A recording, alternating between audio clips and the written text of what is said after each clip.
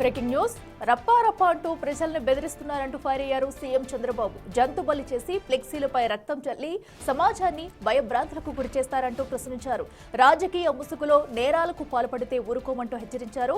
సమాజహితం లేని, రాజ్యాంగ పరంగా లేని చట్ట విరుద్ధమైన చర్యలెప్పుడు ఆమోదయోగ్యం కావని తెలిపారు. ఇక అక్రమాలకు పాల్పడితే టీడీపీ వారైనా కేసులు పెట్టి జైలుకు పంపించామన్నారు.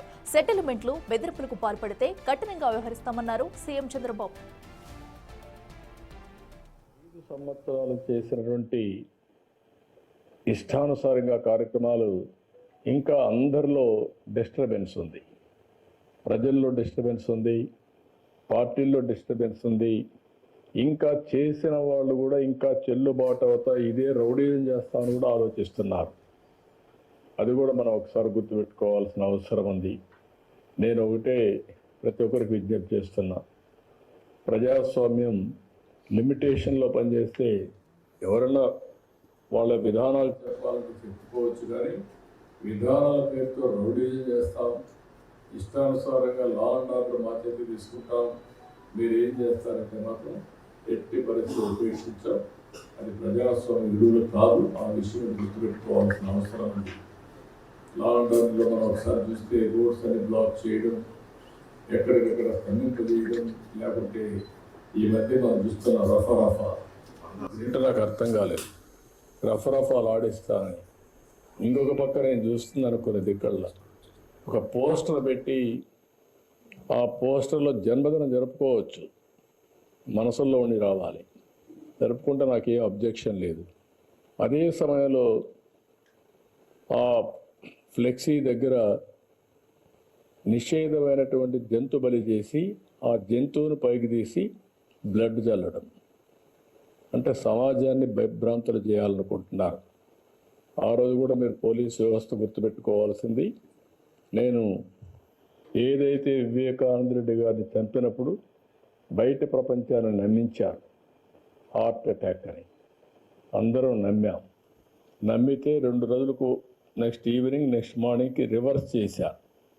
అంటే ఒక నేరస్తులు నేరాలు చేసి ఆ నేరాలు వేరే వాళ్ళపై నేయడమే కాకుండా ఓసారి దానికి ఎల్బీ కూడా క్రియేట్ చేసుకుంటారు. వీళ్ళు నేరాలు చేస్తారు, అప్పుడు ఎక్కడో ఒక విఐపి దగ్గర ఉంటాడు. అంటే నేరం జరిగినప్పుడు వీటి మీద కేసు పెట్టనీయకుండా చేసే తప్పుడు పనులు ఇవన్నీ. అవన్నీ వాళ్ళు ఎన్ని చేసినా మీరు ఒక్కటే గుర్తుపెట్టుకోవాలి, దొంగతనం చేసేవాడు కానీ, నేరాలు చేసేవాడు కానీ, ఘోరాలు చేసేవాడు కానీ ఎవిడెన్స్ లేకుండా తప్పించుకోలేడు. వాడు మనకంటే ఇంటెలిజెంట్ అయితే వాడు చేసి తప్పించుకుంటాడు. వాడికంటే మనం ఇంటెలిజెంట్ అయితే అక్కడనే పట్టుకొని ఇనిషియల్ స్టేజ్లోనే అరికట్టే పరిస్థితి వస్తుంది. ఇది నేను ఇప్పుడు చెప్పడం కాదు, పోలీసులకి డీజీపీ గారు కూడా చాలాసార్లు మాట్లాడుతున్నాం. ఆ విషయం మనం ఇటీవల కాలంలో 3-4 ఇన్సిడెంట్లు జరిగాయి. బంగారుపడంలో ఒక ఇన్సిడెంట్ జరిగింది.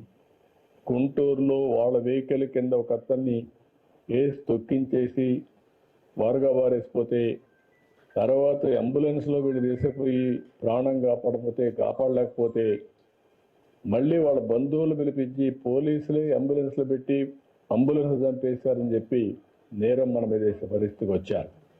ఇలాంటి ఆటలు సాగనీయం, ఫర్మ్గా ఉంటాం. నేను ఒకటే చెప్తున్నా, ఎవరైనా సరే వాళ్ళ పని వాళ్ళు చేయనండి, నాకే అబ్జెక్షన్ లేదు. వాళ్ళ పని కాకుండా ఇష్టానుసారంగా చేసి ఈ ప్రభుత్వం అసమర్థత చేతగాదు అని బ్లేమ్ చేస్తే మాత్రం ఎవరిని వదిలిపెట్టే పరిస్థితి లేదు. పోలీసులు డ్యూటీ పోలీసులు చేస్తారు. ఎవరైనా సరే ఒక పద్ధతి ప్రకారం ఉండాల్సిన అవసరం ఉందని చెప్పి కూడా మరొక్కసారి పోలీసులందరికీ విజ్ఞప్తి, రాష్ట్రం మొత్తం పోలీసు వ్యవస్థకే విజ్ఞప్తి చేస్తున్నాను.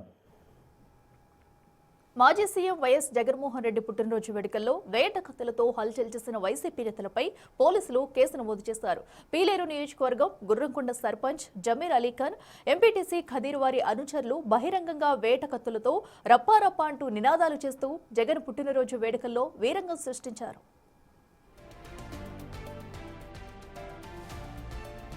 సాధారణంగా కేక్ ని కత్తితో కోయాల్సి ఉండగా వైసీపీ నేతలు వేట కత్తులను ప్రదర్శిస్తూ కేక్ ను కోసి స్థానికులను భయాందోళనకు గురిచేశారు.